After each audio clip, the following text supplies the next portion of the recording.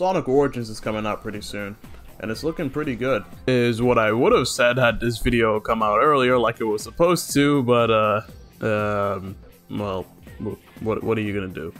I don't think I'm gonna pick it up though. I own Sonic 1 and 2 on every device of mine that has a screen.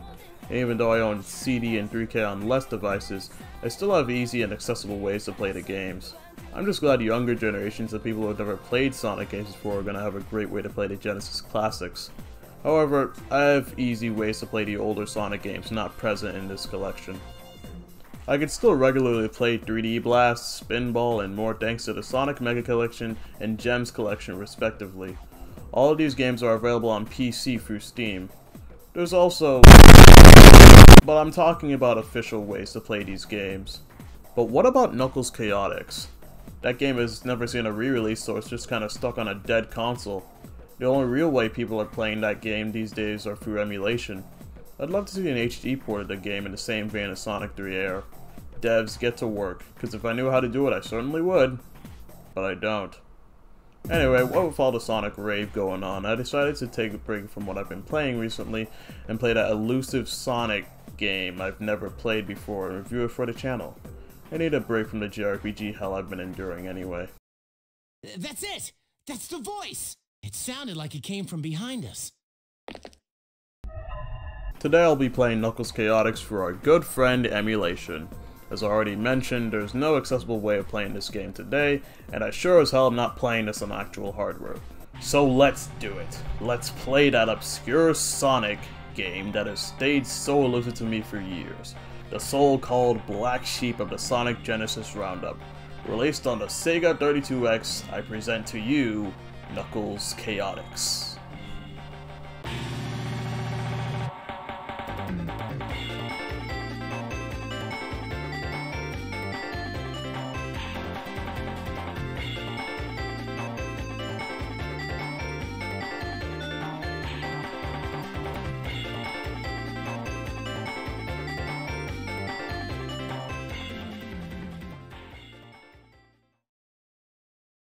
It's everyone's favorite part of the video, the ad read.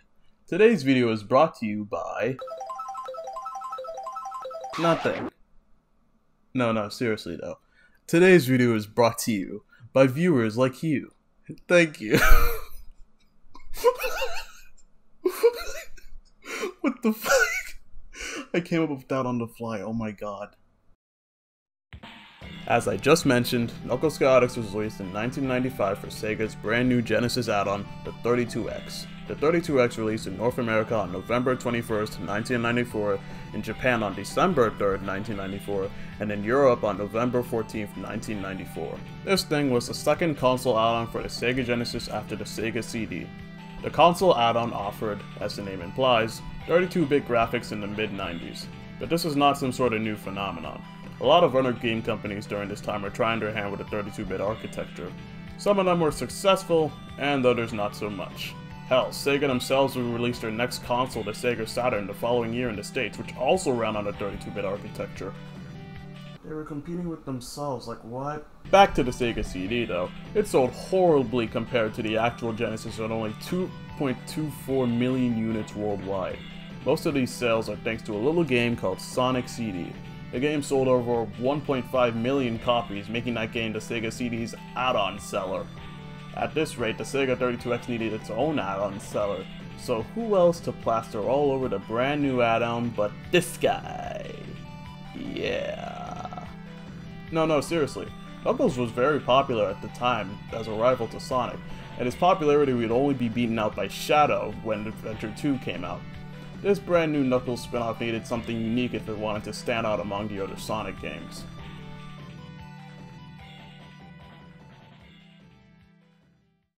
Everyone in the know about Knuckles Chaotix knows that originally it had started out as a Sega Genesis game under the name Sonic Crackers.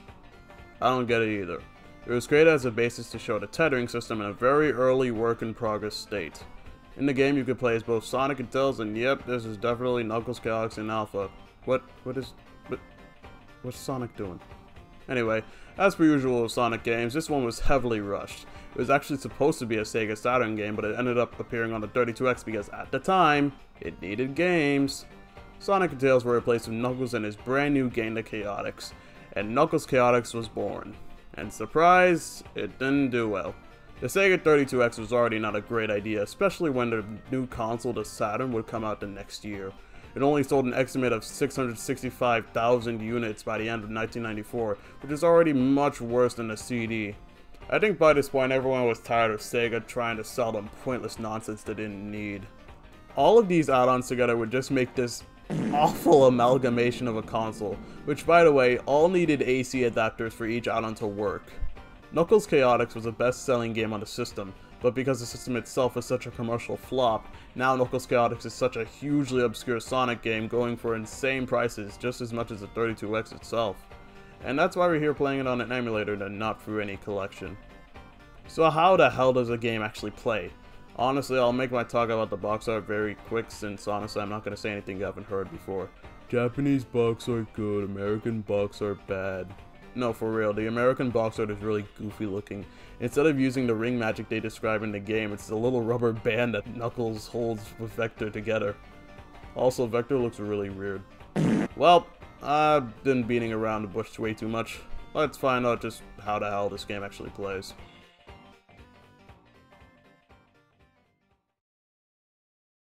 So in Knuckles Chaotix, you have the Chaotix and Knuckles. And at a base level, that's all you really need to know. In fact, when I was first playing this game, I just thought Eggman had taken off to Little Planet again from Sonic CD, just now in an unexplored area. In fact, both Sonic CD and Knuckles Chaotix have a lot of similarities. Both of the games have a pretty similar stage style, focusing more on exploration, even if Knuckles Chaotix does have some bursts of speed. The same jumping and spin dash sound effects, and both use alliteration for the stage titles. For example, in Sonic CD you've got a stage called Wacky Workbench, and in Knuckles Chaotix you've got a stage called Marina Madness. This is also one of the few classic Sonic games to use centiseconds for the time display, along with CD and Mania. The other games just count minutes and seconds. Back to the story though, if you want to go deeper, the manual of the game explains just why the hell you're there. If you're in the right region, that is. Carnival Islands in Chaos! So in the English version of the manual, Knuckles is the protector of Carnival Island, which is having its big opening the next day. But oh no, Dr. Eggman, I'm not calling him Robotnik, is using the power emerald that supplies the entire island for his new technology. His new invention, the Combi Confiner, is being used to capture Knuckles' friends. Using ring power one at a time, Knuckles is able to save each one of his friends using the power that sparks between the rings to hold each other like a magical rubber band. They all must stop Dr. Eggman, still not calling him Robotnik, from draining all the power from Carnival Island before its grand opening tomorrow morning. This version of the plot isn't very bad, but when you compare it to the Japanese version, it pales in comparison. In this version, am I saying that correctly? Neutrogic. Okay, I am. Neutrogic High Zone is brought upon from the deep depths of the ocean thanks to tectonic movement from the Master Emerald Pillar on the floating island. Knuckles contemplated about the power of the Master Emerald and wanted to investigate due to thoughts of there being an ancient civilization that amplifies the power of the pillar, and he investigates alone. However, he isn't the only one that thought of this, as Dr. Eggman had also had plans to look at this new island.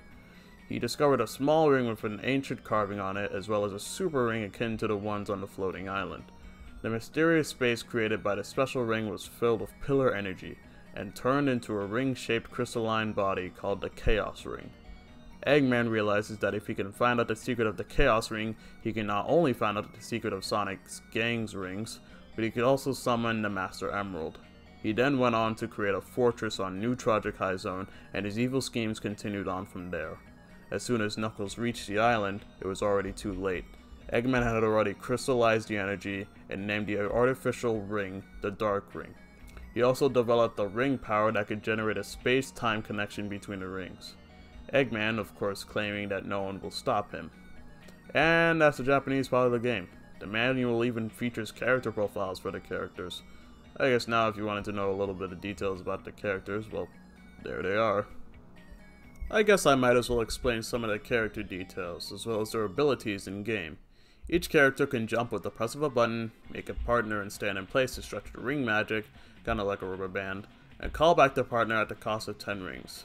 I like to go into ring debt using this, I think it's funny. Knuckles the Echidna is the protector of the Master Emerald Pillar, and is the main character in this case. Just like he can in Sonic 3, he can glide in the air and climb and descend walls. His turnaround sprite in this game is pretty funny. It looks like a pancake flopping in the air. SDoll the Chameleon is a private detective with a strong sense of justice. Just like Knuckles, he visited the island because he's interested in ancient civilization and its association with the floating island. In-game, he can run on walls, sideways, upside down, anywhere really. Unlike Knuckles though, if you have to continue holding the jump button while you're on the walls, otherwise they'll jump off.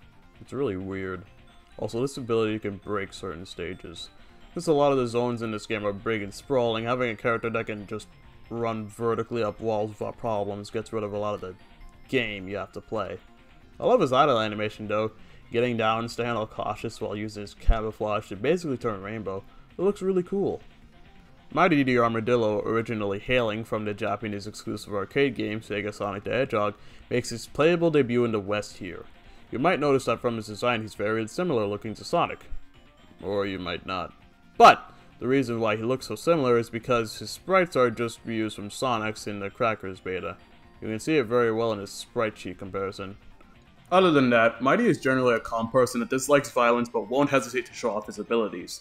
I like to imagine him as a polar opposite to Sonic, who's normally a little bit cocky and arrogant at times, while Mighty is a much humbler and calmer person. In-game, Mighty can...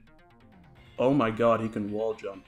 So not only can Mighty wall jump horizontally, but he can also do so vertically. And again, instead of just pressing the button, you have to press and hold it while you're on the wall to jump off. Or just go straight up if you want to fly. Honestly, he's the most fun character to play as without breaking the game way too much. Vector the Crocodile is just bursting with personality. Look at his idol. He's jamming. Look how he looks towards the viewer when he's running. That's cute. I love Vector.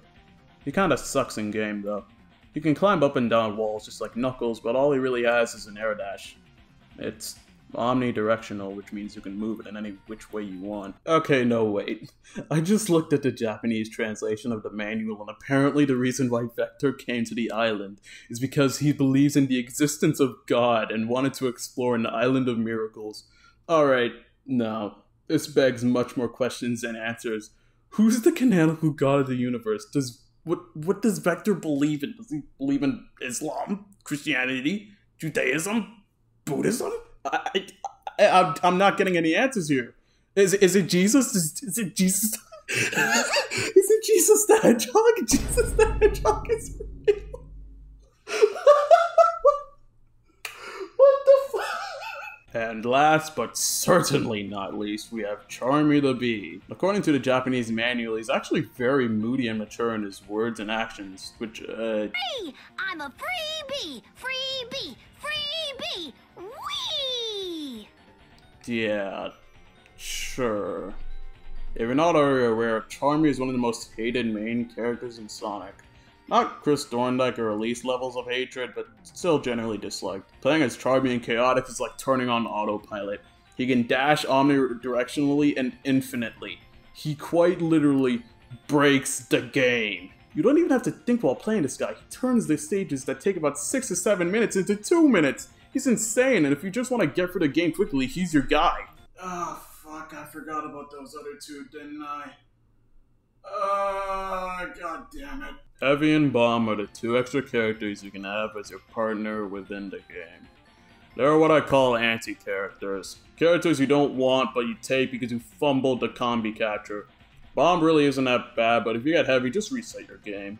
Heavy exists as nothing more than a big weight on your back. It slows the game down to a crawl and just makes the game very unfun, failing the simplest of momentum loops.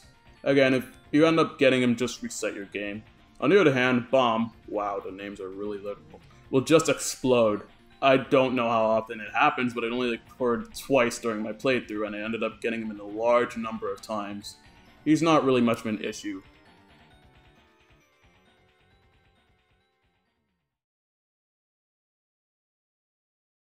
I guess the only things we haven't covered now are the rest of the game.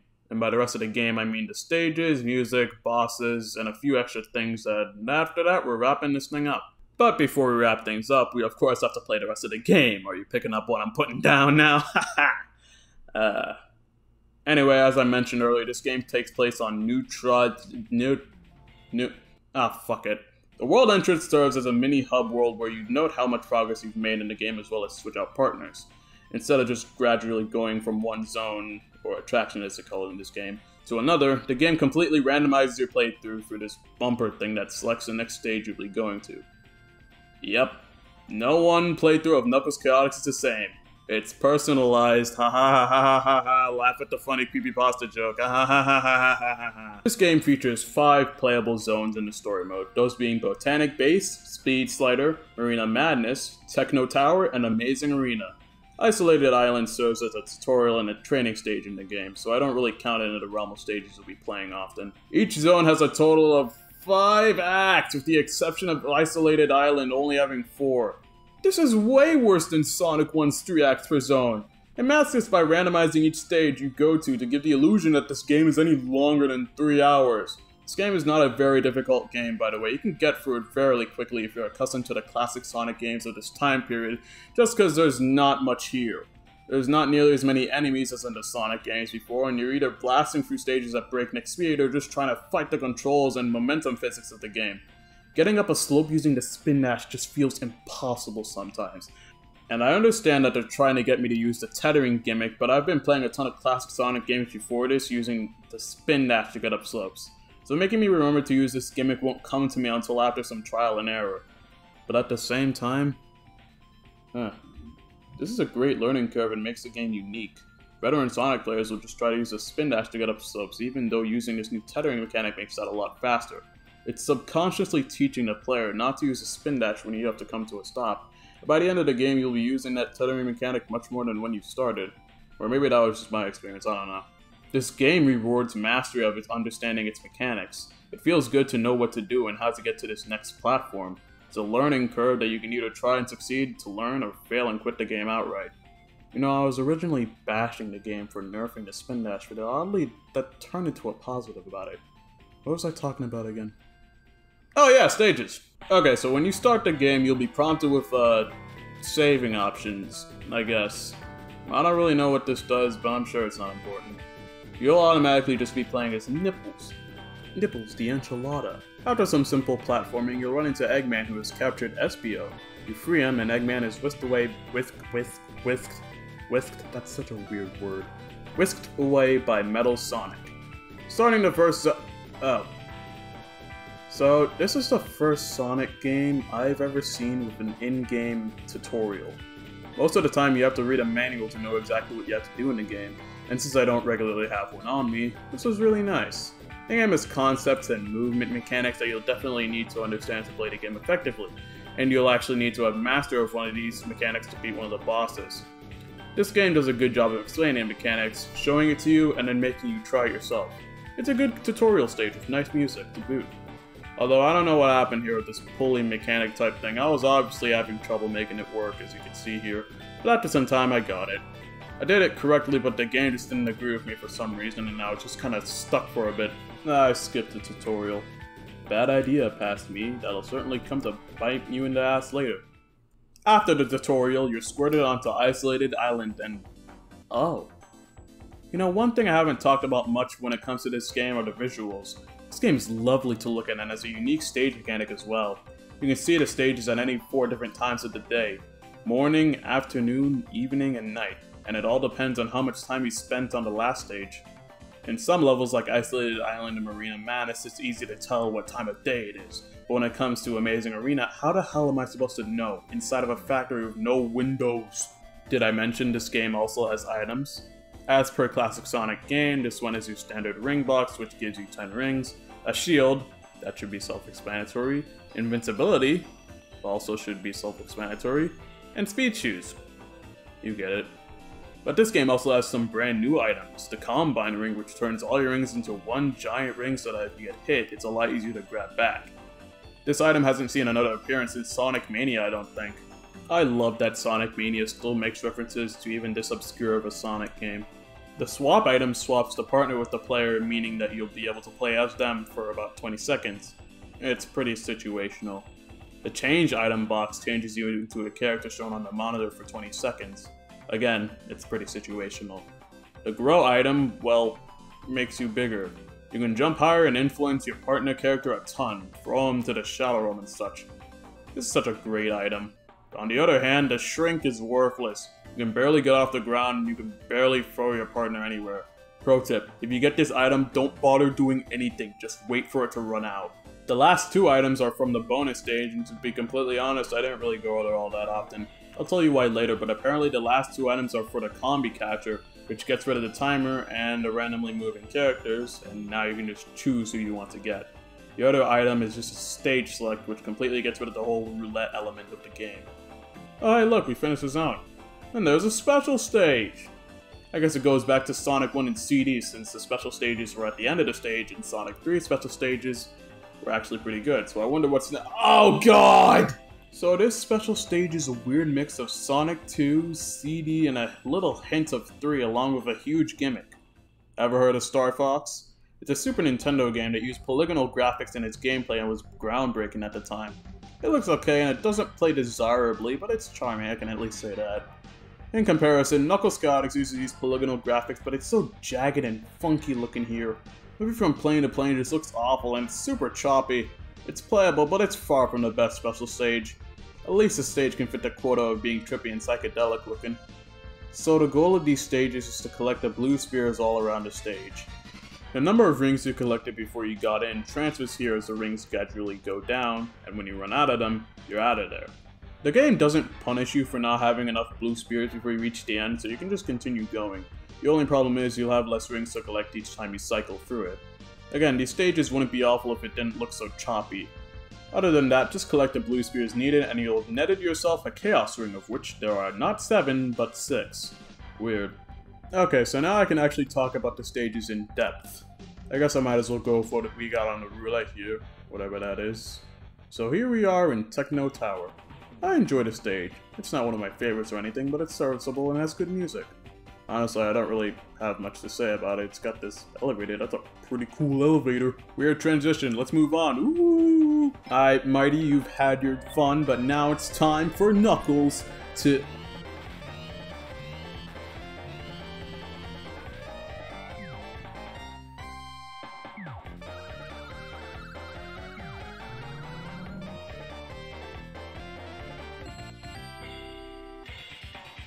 Please go away. Speed Slider, everybody! One of the few carnival stages in Sonic I can think of. Almost reminds me of that bonus stage from Sonic 3 and the... Again, the stage visuals are nice and the music is good, but there's just nothing going on otherwise. Not a lot of enemies and not very much platforming challenges. You hold right here more than any other stage in the game. Almost reminds me of Sonic Advance 2. And just like that, we're done. Please get Vector, please get Vector, please get Vector, please get Vector, please get Vector, please get Vector. Yeah! Alrighty, what's next? Amazing Arena. So remember when I said there was nothing going on in Speed Slider and that it was mostly just going fast with no real platforming? How about the complete opposite? No going fast, only platforming. Not enough enemies? Too many enemies. No real gimmicks?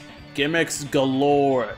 This stage is your Metropolis or Metallic Madness, but for Knuckles Chaotix. The stage is an interesting gimmick where you basically have to turn the lights on in the stage. It's a button you have to find. Finding it is integral to beating the stage, as if you don't, the game just acts like the stage is incomplete, meaning you'll have to do it again. There's a little springy thing and it only works when both characters are on it, the conveyor belts and elevators and more. Hey, what's this?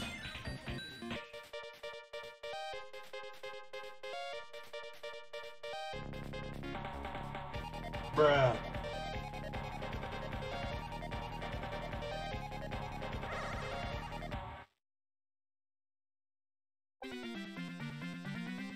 What the hell was that? That was my Cruster impression. I know it wasn't very good. Okay, so that's this game's bonus stage. It's a giant ring you have to find somewhere in the stage akin to how it works in Sonic 3, except it's not a bonus stage in that game, it's the special stage. Are you picking up what I'm putting down again? Anyway, you can collect ring boxes and the aforementioned items I talked about earlier. One caveat about this stage is that you lose one ring for every second you're in there, which is really weird since no other games have done this before. Only Sonic 3 has bonus stages, and they're all pretty enjoyable and don't chip away at your life force. Learning that going forward, I tried to go into as little bonus stages as possible. Amazing Arena is a giant sprawling maze that took me roughly 7 minutes to beat. I would have hated to have had this stage as the first stage I played in the game. That was easily my least favorite attraction in this game. That stage was awful, but wouldn't it be really funny if I got it again? Like, wouldn't that be hysterical?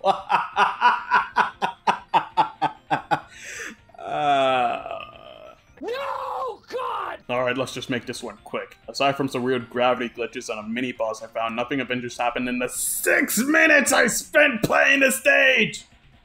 Again, this stage is just not fun, and if the rest of the stages I haven't played in this game are like this one, you can count on me quitting quite early.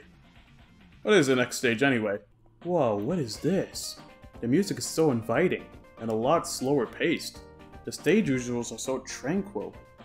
Google describes the marina as a specifically designed harbor with moorings for pleasure craft and small boats. Oh yeah, this is Marina Madness. The stage houses a great mix of both platforming and speed. It's not empty, has stage gimmicks like being able to move the ships with the press of a button, and I don't know man, I just like this stage a lot. The night variant is beautiful. Honestly, it's probably my favorite stage so far.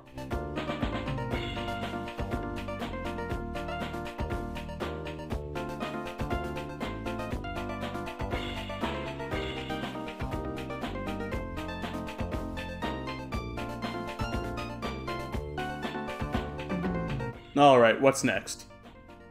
Finally! We're playing stages we haven't played before. And this one has good music too. Ah! This is Botanic Base Zone. If the game had taken a normal stage order instead of randomizing everything, I'd assume this would have been the first stage you played.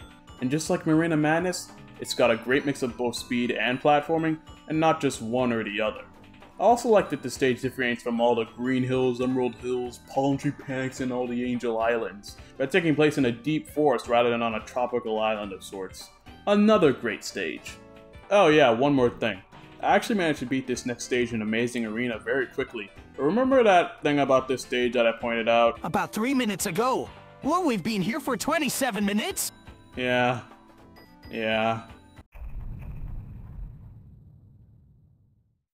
Alrighty, day 2 of playing this video game. Let's go to the scenario quest and... Where is my save file? I spent an hour playing yesterday. Where... Are you kidding me? Are you fucking kidding me? Oh man, alright, whatever. Just lost some progress, it'll be easy to make it all back. I decided to use the manual saving mode now, which requires you to exit to the world entrance whenever you want to save. Now you also get this eyesore every time you finish the stage. Great. I was actually able to get through the tutorial this time, so maybe this next playthrough won't be so bad after all. First stage shouldn't be so bad as long as I don't— Oh god fucking damn it! And it still took me 6 minutes, what?! Guess who's playing as Charmy for a substantial amount of the game? It's me. I'm playing as Charmy, and gameplay won't be interesting. I promise you it won't. So we'll just go on to... Alrighty, day 3.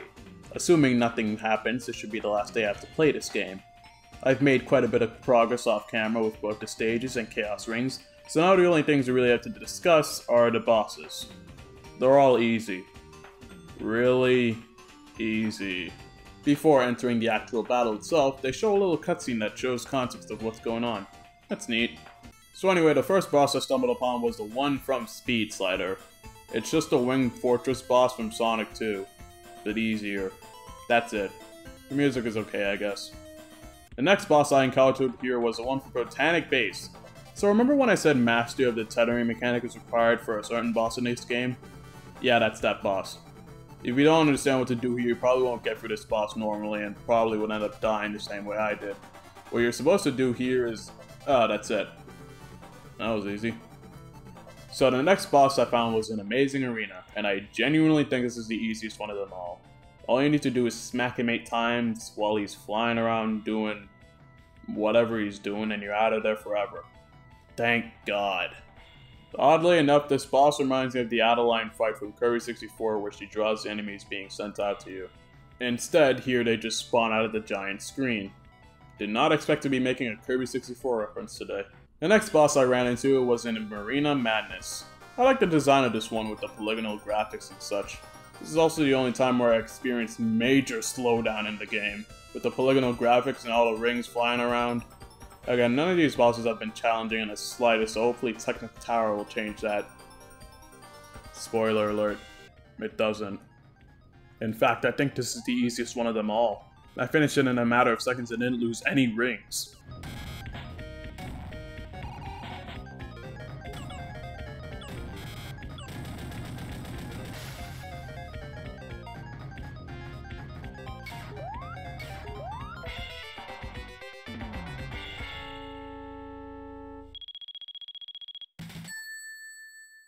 So, after you've cleared all of the stages, Metal Sonic will attack directly inside the world entrance using the roulette you've been using to choose your stages. You have to use the roulette to destroy the panels that give you the traps. There's 4 of them, and hitting all of them gives different results. The first panel cuts off both sides of the stage and makes you avoid the little pusher inside. The second one makes you avoid these giant tower-like things that smack the ground. The third one shoots missiles, and the fourth one makes you avoid saw blades. All can be avoided very easily. After you destroyed all the panels and taken down Metal Sonic at the same time, Dr. Eggman uses the power of the Dark Ring to give new life to Metal Sonic and power him up at the same time, spawning a genuinely threatening looking enemy known as Metal Sonic Kai. They even do a semi-revival of this boss in Sonic Mania with a new form known as Giga Metal. It's not the exact same, but there is definitely heavy inspiration taken from Chaotix. So Metal Sonic Kai has 3 different phases. In the first one, he attacks from the right using his left arm. Smack it 7 times and you move on to the second phase where he attacks in the foreground. As long as you move into view and stick on the right side of the stage, you'll be fine for that section of the fight. Bop his hand 8 times and you move on to the final phase. Here he attacks you with a giant laser coming from his body. My strategy here was just to scooch all the way to the right each time he shot his laser, attack, and repeat. A hit and run if you will. After smacking his stomach 8 times, you will have defeated Metal Sonic Kai. Honestly, I feel that this fight is a lot more spectacle than it is an actually challenging fight. Classic Sonic games have had their fair share of disappointing final bosses, mostly just Sonic 1 and CD. Sonic 2's is one of the most challenging final bosses in the series, and Sonic 3's, once again, strikes a great balance between spectacle and challenge. Can you tell I really like Sonic the Hedgehog 3? Knuckles Chaotix does a great job of feeling like a spectacle here more than anything else. This giant red metal Sonic robot with large parts you take out one after the other, but no real challenge I find. The sprite work is fantastic and does a great job of making Metal Sonic look menacing, but again, that's it really. At least the music is really good. To be honest, I don't really get much of a final boss feeling from it, but it's a great track nonetheless.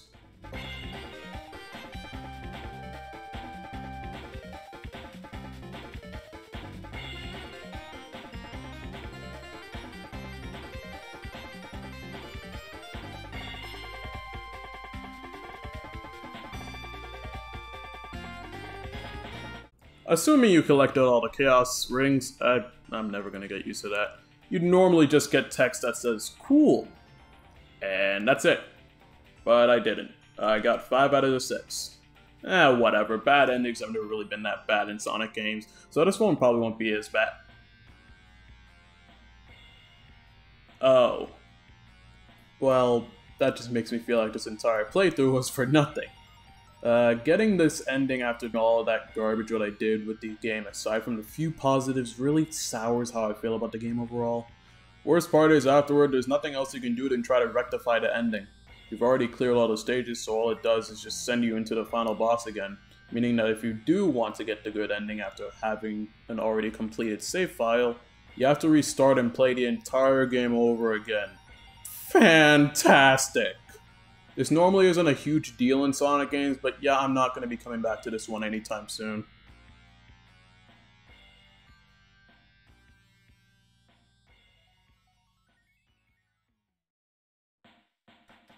Alright, I feel like I've exhausted every detail about this game aside from a few extra things. If you type in a cheat code into the color test, you can unlock Amy in the sound test. She doesn't really do anything except for bouncing around with a text bubble above her that says, "Cool, sweet, and catchy." And that's a great way to describe the entire soundtrack of this game. There's also a sound test code, but honestly at this point I really don't care about it. If you idle around for too long, after 56 seconds, Metal Sonic appears and attacks you with 1 or 2 attacks. He can either charge at you or shoot you with a laser beam.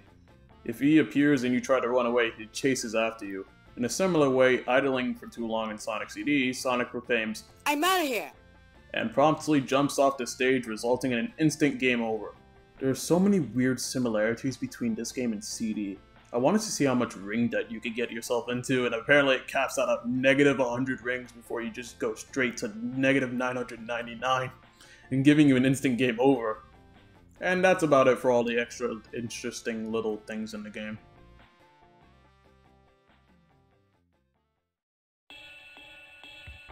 If you couldn't tell, I'm a big fan of game preservation and emulation. It keeps a lot of these older games that aren't particularly accessible right now alive. It lets people create experiences and opinions for themselves without breaking the bank. That's why I love when companies make compilations of old games that might not be the easiest to nab your hands on, for that good old nostalgia fix or for new audiences to try out these games for the first time. Fuck you in particular! So seeing games like this that just haven't seen an official re-release ever makes me sad. Yes, I know that the game is generally mixed when it comes to opinions, and mine aren't very different from that, but that's why they should re-release the game with some new quality of life changes that make the game enjoyable. I know that won't fix all the game's problems, but it could probably make it be seen more in a positive light. I just want to see more classic Sonic games being re-released in the same vein as Sonic Origins, is what I'm saying. But, what are my overall thoughts in the game? It's that's all. Alright, I'm going off the script now, so you'll probably just be hearing a lot of ums and a lot of, dead silences. Thank you so much for watching all the way to the end of the video. I guess now you can hear me at my normal voice. I don't really know if it's all that different compared to the way I was talking, but that's up for you to decide. I got a few things to say. Shout out to SDoll. She provided some of the extensions that I used in this video on the music for Knuckles Chaotix. You can check out her channel in the description. You can also check out the playlist that I took some of the songs from in the description as well. I'll be sure to link both of those there. She does videos on retro games, and I noticed some Darkstalkers, and I noticed some Puzzle Fighter 2. That's very, very based. Yes, very cool. What else? Upload schedule. Yeah, that's going to be very, well, variable. I don't really particularly have a set schedule in mind. It's just, life is life, you know? I'm pretty busy. Very busy, actually. I really don't have time to be doing this. That's why this whole video came out way later than it was supposed to. Yeah. I'm not telling you to subscribe. I'll just say, I guess, look out for content. I don't know. I just do this shit for fun anyway. I just want to entertain people is all I'm saying. I'm sorry for not uploading for a while. Again, I'm pretty busy. I think that should be it. I don't know when the next video I'm making is gonna come out. If you want to subscribe, you can. I'm not really forcing you. I'm not your mom or whatever. Yeah. I'm not good at outros. So, goodbye. Have a nice day. Oh, man.